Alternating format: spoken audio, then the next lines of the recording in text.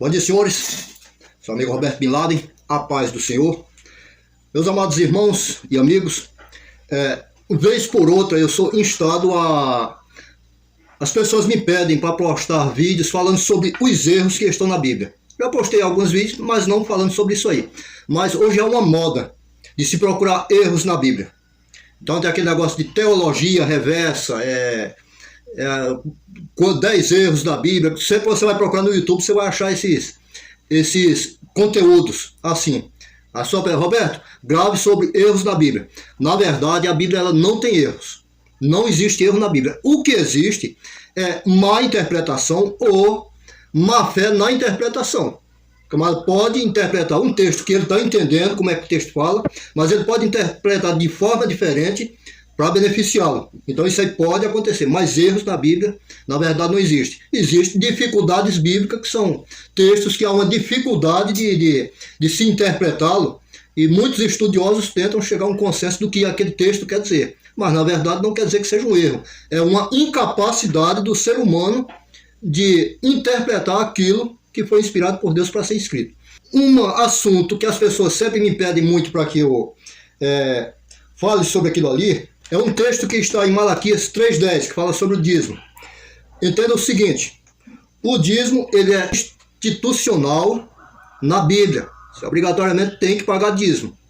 Ou pelo menos manter os trabalhos da igreja. Manter os trabalhos da igreja quer dizer a construção do templo, manter o templo funcionando com todas as suas funcionalidades, pintadozinho, bonitinho, a cadeira onde você vai sentar. Em alguns casos o pastor precisa de alimentação, de viver uma vida digna dentro da igreja e totalmente dedicado à obra de Deus. E isso aí é o dízimo quem faz. A alimentação do templo vem do bolso daquelas pessoas que se beneficiam da igreja, ou do templo, né, onde há a pregação da palavra de Deus, um bom pastor que está ali pregando a palavra de Deus. Mas esse texto que eu vou ler agora é um texto que eu nunca li dentro das igrejas. Eu já fui dirigente de igreja, já preguei muito, mas esse texto eu nunca li dentro de igreja e vou ler agora para dar uma explicação para vocês, porque foi um texto que as pessoas me pediram para explicar sobre ele. Ele diz assim, ó, Malaquias 3,10. Estou lendo aqui no celular. No entanto, a minha Bíblia está aqui, na frente aqui, viu? É porque aqui tornou-se mais prático para mim ler no celular. Ele diz assim, ó, trazei todos os dízimos à casa do tesouro, para que haja mantimento na minha casa, e depois fazei prova de mim nisto. Diz o Senhor dos Exércitos, se eu não vos abrir as janelas do céu e não derramar sobre vós uma bênção tal, que não haja lugar suficiente para recolherdes. Aqui o texto aqui está diferente do texto aqui da minha Bíblia, porque essa aqui é a Almeida corrigida. É uma nova versão da Almeida, que já ouvi algumas correções. Agora, para quem Deus estava falando isso aí? Os pastores costumam abrir esse texto para pregar para a igreja. Olha, vocês estão roubando a Deus, porque vocês não estão trazendo dízimo para a casa do Senhor. Vocês não estão trazendo dízimo para a casa do Senhor. Mas será que realmente Deus estava falando isso aí? Era para o povo de Israel? Era para a população de Israel? Não. Se nós formos atentar, se a gente não sair daquele um versículo e formos para o contexto da leitura, nós vamos ver que o povo de Israel já estava levando dízimo. Os judeus já estavam levando dízimo ao templo. Porque o contexto do Malaquias 3,10, quando ele começa, roubará o homem a Deus, contudo vocês me roubam nos dízimos e nas ofertas alçadas. Para quem Deus estava falando isso aí? O contexto dessa leitura, ela não está apenas no capítulo 3. Ela começa no capítulo 2. Aqui, ó. Exortação aos sacerdotes. Aqui, ó. Exortação aos sacerdotes. No capítulo 2 de Malaquias. Então, capítulo 2 e capítulo 3 é dedicado aos sacerdotes. Ele começa assim. Agora, ó sacerdotes, este mandamento é para vós. Eu vou colocar aqui no cantinho aqui, viu? O versículo. Agora, ó sacerdotes, capítulo 2, versículo 1. Essa leitura começa no 2 e termina lá no final do capítulo 3. Agora, ó sacerdotes, este mandamento é para vós. Se não ouvirdes e se não propuserdes no vosso coração dar honra ao meu nome, diz o Senhor dos Exércitos, enviarei a maldição contra vós e amaldiçoareis as vossas bênçãos. Aliás, já as tenho amaldiçoado, porque não aplicais a isto o coração. Deus começa essa conversa com os sacerdotes desta forma. E ele termina todo o capítulo 3, até chegar lá em Malaquias 3:10, falando, trazei todos os dias de oferta, e aí o sacerdote fala que é para o povo que Deus está falando aquilo ali. Os sacerdotes de hoje são os pastores da nossa igreja. Sou eu que prego a palavra de Deus para você, é o pastor da minha igreja vizinha, que é de qualquer lugar. Ele continua falando com os sacerdotes, versículo 4 do capítulo 2. Vamos ver se ele continua falando com os sacerdotes. Ele diz assim, ó, Malaquias 2, versículo 4. Vamos ver se ele continua falando com os sacerdotes. Então sabereis que eu vos enviarei este mandamento, para que a minha aliança fosse com Levi, diz o Senhor dos Exércitos. De onde era que vinham os sacerdotes? Os sacerdotes, ele é assim, ó, da tribo de Levi, nasceu quem? Moisés. Moisés conduziu o povo pelo deserto, e o irmão de Moisés, que era da tribo de Levi, Arão, foi tomado como o primeiro sacerdote dos hebreus até que Cristo viesse. Cristo não era da ordem de Arão, Cristo era da ordem de Melquisedeque, que era um sacerdócio eterno que vinha desde Abel, passou por Enos, passou por aquela turma toda, chegou em Melquisedeque, aí depois teve um sacerdócio transitório para o povo hebreu, que era o sacerdócio de Arão. Daí vários sacerdotes, até quando Jesus Cristo veio. E Jesus foi apresentado a talvez o último sacerdote do povo de Israel. Daí para frente, o sacerdócio eterno de Jesus, que foi o seu sacrifício na cruz do Calvário, para perdoar os pecados meu e de todos os homens, principalmente o seu que está ouvindo aí agora. Então, quando ele está falando aqui, ó, que ele fez então sabereis que eu vos enviei este mandamento para que a minha aliança fosse com Levi, diz o Senhor dos Exércitos. Quando ele fez uma aliança com a casa de Levi, os sacerdotes de todos os filhos de Levi seriam sacerdotes dali para frente. Então ele continua falando com sacerdotes, porque ele está falando com levitas. Vamos ver aqui, descer mais aqui no capítulo aqui, ó. Aqui, versículo 3 do capítulo 3, vemos dois versículos no capítulo 2, em que fala do sacerdote de Levi e de Levi. Aqui entramos no capítulo 3 e versículo 3, aonde Deus está reclamando dos sacerdotes por conta de casos de adultério. Quer dizer, os sacerdotes naquela época eles já estavam cometendo vários pecados. Aqui ele está falando de adultério. Antes de cobrar o dízimo, aqui Deus fez várias reclamações aos sacerdotes, e aqui ele estava falando de adultério. Aqui que o assunto sobre o adultério, aqui começa no versículo 14 do capítulo 2, quando ele diz assim, e dizeis por quê? Porque o Senhor foi testemunha entre ti e a mulher da tua mocidade, com a qual tu foste desleal, sendo ela a tua companheira e a mulher da tua aliança. E não fez o Senhor somente ainda que lhe sobrasse espírito, e porque somente ele buscava uma descendência para Deus. Portanto, guardai-vos em vosso coração, e ninguém seja infiel para com a mulher da sua mocidade. Isso aqui era uma reclamação com os sacerdotes que estavam largando suas esposas e trocando por outras.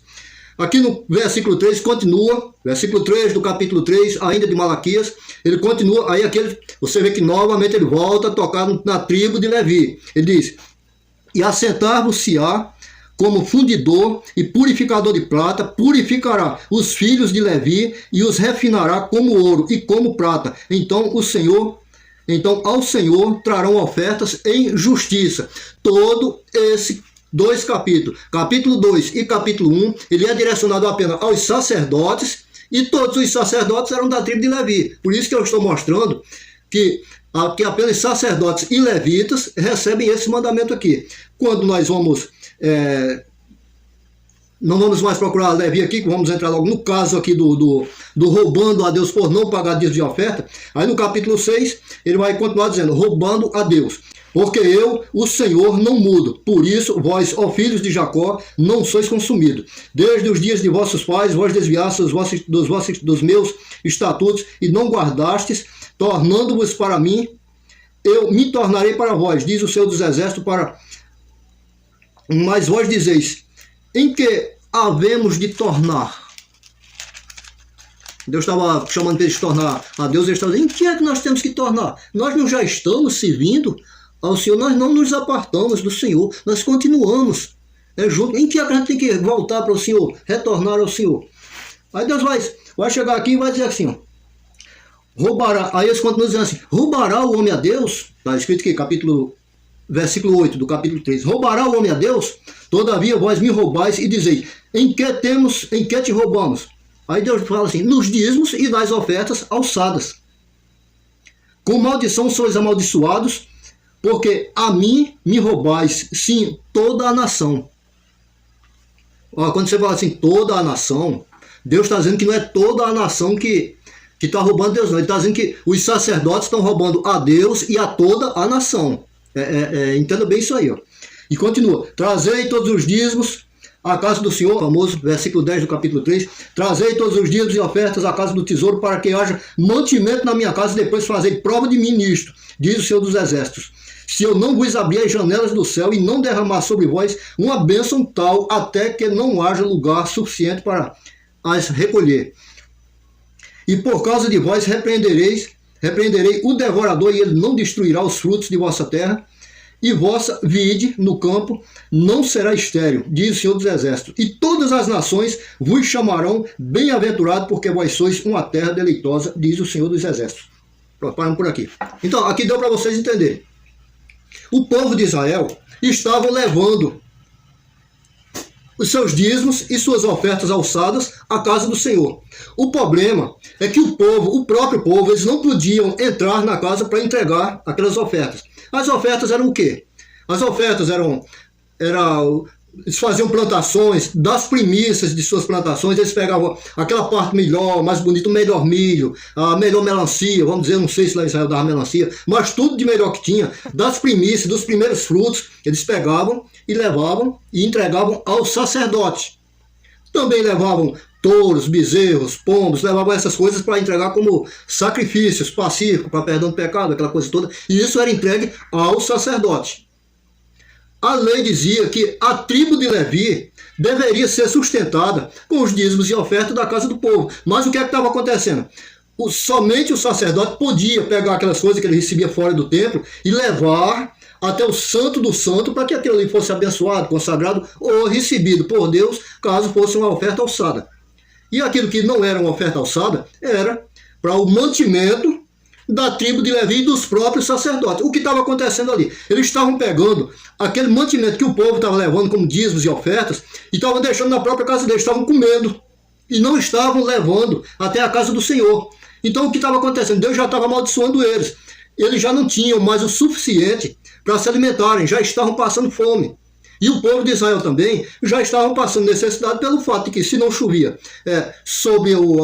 não tinha bênção sobre os sacerdotes, a tribo de Levi, aquilo ali recaía também sobre o povo de Israel. Então Deus estava dizendo, ladrões, peguem aquilo que o povo está trazendo e entregando na mão de vocês, que são os meus dízimos e as minhas ofertas alçadas, e tragam para dentro da minha casa, para que haja mantimento.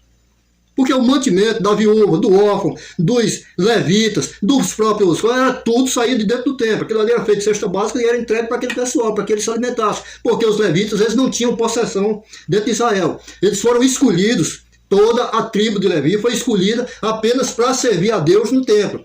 Tinha alguns, digamos que fossem 12 irmãos, não sei quantos eram dentro da tribo de Levi, eu estou somente fazendo aqui. Então ali foi escolhido. Da ramagem de fulano de tal, vai sair pessoas que vai transportar a arca. Outra pessoa não pode, se não forem os filhos de fulano de tal. Quando vocês for ler o texto lá de Uzá, quando ele foi atingido, eles estavam carregando a arca de forma errada, um carro de boi. Depois a gente vai até falar sobre isso aí, que é um dos pedidos do pessoal.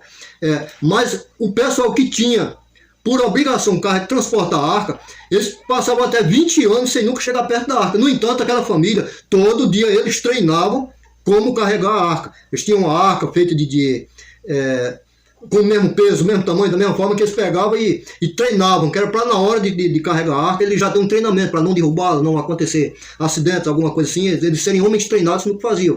Tinha outro grupo da família de Levi que eram os cantores do templo, tinha outros que eram os guardas do templo, tinha outros que eram sacerdotes, quer dizer, todos os levitas tinham algum trabalho a fazer no templo. E todos eram sustentados pelos dízimos e ofertas que o povo de Israel levava e entregava na mão do sacerdote. O sacerdote não entregava aquilo ali dentro do templo, então aquelas pessoas ficavam sem ter o seu sustento. Então Deus estava chamando, tragam dízimos e ofertas para que haja mantimento. Mantimento para Deus? Não, Deus não come arroz, Deus não come farinha, Deus não come carne de boi, Deus não come nada disso. Mas o povo que trabalhava para ele no templo come e necessita comer. e estava faltando mantimento para as viúvas, para os órfãos e para essas pessoas. Por quê? Porque o sacerdote estava embolsando aquilo que era de Deus. Aí o sacerdote hoje chega e diz assim, tá aqui, ó, aí pega aquele envelopezinho do dízimo, aí coloca lá em cima, Malaquias 3:10, trazer todos os dias de oferta. É ele quem tem que entregar. Entendeu? Você está me entendendo? É ele quem tem que entregar o teu dízimo, a obra de Deus. Você sabe onde é que seu dízimo vai? Você sabe? Digo, não. Você recebe alguma cesta básica? O mais pobre da sua igreja tem recebido uma cesta básica? Tem recebido alguma coisa? Eu sei que tem igreja que eu trabalhei em igreja que tinha ação social, que ajudava pobres, mesmo que não fosse dentro da igreja, apesar da Bíblia dizer assim, seguir a caridade com todo, principalmente com os domésticos da fé, que é o dízimo e oferta para você ajudar principalmente os domésticos da fé. Quem é o doméstico da fé? É aquele que é crente dentro da minha própria igreja. Entendeu? Mas eu já trabalhei em igreja que ajudava pessoas lá fora, pessoas doentes que iam dentro das comunidades, aquelas pessoas muito pobres, a gente chegava a levar a cesta básica, aquela coisa assim. Mas tem igreja que não faz isso. Entra rolos de dinheiro ali, negoando de helicóptero, negoando de barco, vai às férias nos Estados Unidos, aquela coisa toda, e o povo é só tirando do bolso e dando. E Deus está cobrando esses pastores. Tragam os dízimos e as ofertas para dentro do tesouro do Senhor para que haja mantimento. Mas eles não ouvem. Eles não ouvem, sabe por quê? Porque deixaram de ser pastores e sacerdotes faz tempo. Deus até já rejeitou eles como pastores e sacerdotes. Muitos hoje estão exercendo a profissão religiosa apenas para se beneficiar da política. Aí é que Deus se afasta mais ainda. Portanto, gente, essa era a nossa palavra hoje. Então, quando o pastor chegar e disser, traga todos os... Pastor, eu vou trazer os dízimos e as ofertas para cá. Mas espera aí, mas essa palavra aí Deus está dizendo é para o Senhor. O Senhor está levando o meu dízimo e a minha oferta lá para o tesouro do Senhor, para que haja mantimentos na casa do Senhor? Faça essa pergunta aí. Que Deus te abençoe, meu irmão. A paz esteja contigo. Nossa oração, nossas preces, para que Deus te abençoe ricamente. Se você estiver doente, ore ao Senhor, chame o pastor da sua igreja. Porque a Bíblia diz que a oração de um justo pode muito em seus efeitos. Se o seu pastor é justo, ele vai orar sobre a sua enfermidade, você vai ficar curado. E eu também estou orando daqui para que para que Deus abençoe. Eu não sei quem é que vai estar ouvindo esse vídeo, mas Deus sabe. Você que está ouvindo essa mensagem, vai procurar o seu pastor, vai procurar um crente da sua igreja, vai pedir que ore. Deus vai estar vendo esta oração lá dos altos céus, porque Ele é aquele que nos prove de toda a saúde, de toda a bondade, de todas as bênçãos do céu. Amém? Tchau.